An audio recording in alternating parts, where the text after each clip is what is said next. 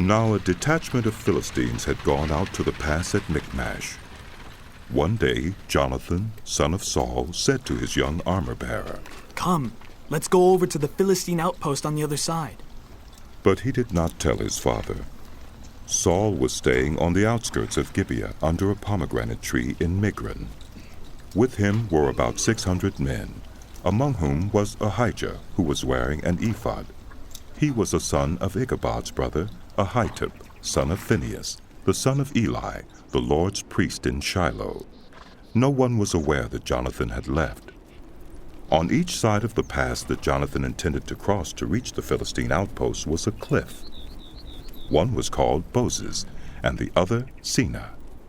One cliff stood to the north toward Michmash, the other to the south toward Geba. Jonathan said to his young armor-bearer, "Come, let's go over to the outpost of those uncircumcised men. Perhaps the Lord will act in our behalf.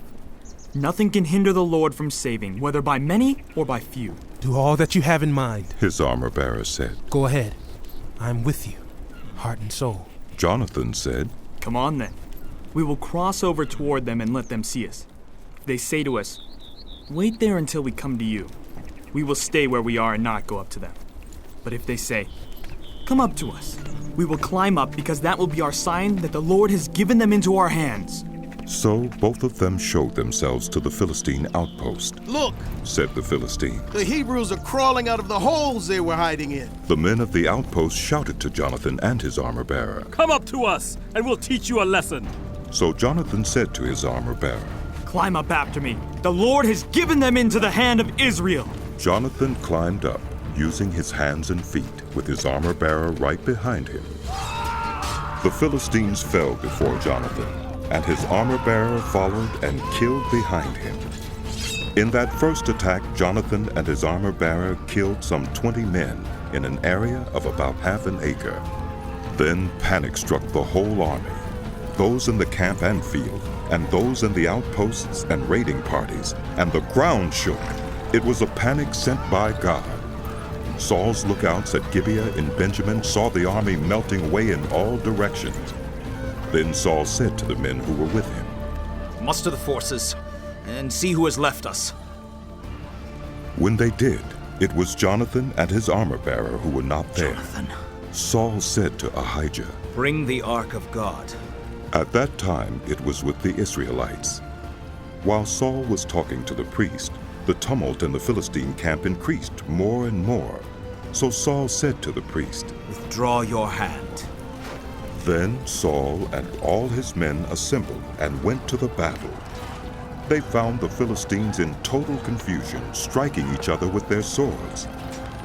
Those Hebrews who had previously been with the Philistines and had gone up with them to their camp went over to the Israelites who were with Saul and Jonathan. When all the Israelites who had hidden in the hill country of Ephraim heard that the Philistines were on the run, they joined the battle in hot pursuit. So on that day, the Lord saved Israel, and the battle moved on beyond Beth-aven. Now the Israelites were in distress that day, because Saul had bound the people under an oath, saying, "Cursed be anyone who eats food before evening comes, before I have avenged myself on my enemies." So none of the troops tasted food. The entire army entered the woods, and there was honey on the ground. When they went into the woods, they saw the honey oozing out, yet no one put his hand to his mouth, because they feared the oath. But Jonathan had not heard that his father had bound the people with the oath, so he reached out the end of the staff that was in his hand and dipped it into the honeycomb. He raised his hand to his mouth, and his eyes brightened. Then one of the soldiers told him, "Your father bound the army under a strict oath, saying, 'Cursed be anyone who eats food today.' That is why the men are faint." Jonathan said, "My father has made trouble for the country. See how my eyes brightened when I tasted a little of this honey? How much better it would have been if the men had eaten today some of the plunder they took from their enemies. Would not the slaughter of the Philistines have been even greater?" That day, after the Israelites had struck down the Philistines from Michmash to Ajalon, they were exhausted. They pounced on the plunder, and taking sheep, cattle, and calves, They butchered them on the ground and ate them, together with the blood. Then someone said to Saul, Look, the men are sinning against the Lord by eating meat that has blood in it. You have broken faith! he said.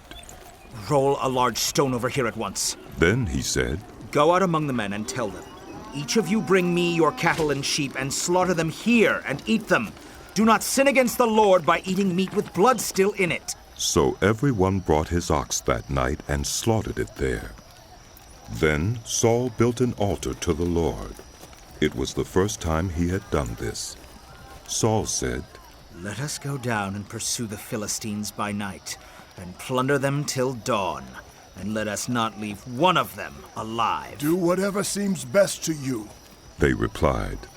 But the priest said, Let us inquire of God here. So Saul asked God, Shall I go down and pursue the Philistines? Will you give them into Israel's hand? But God did not answer him that day.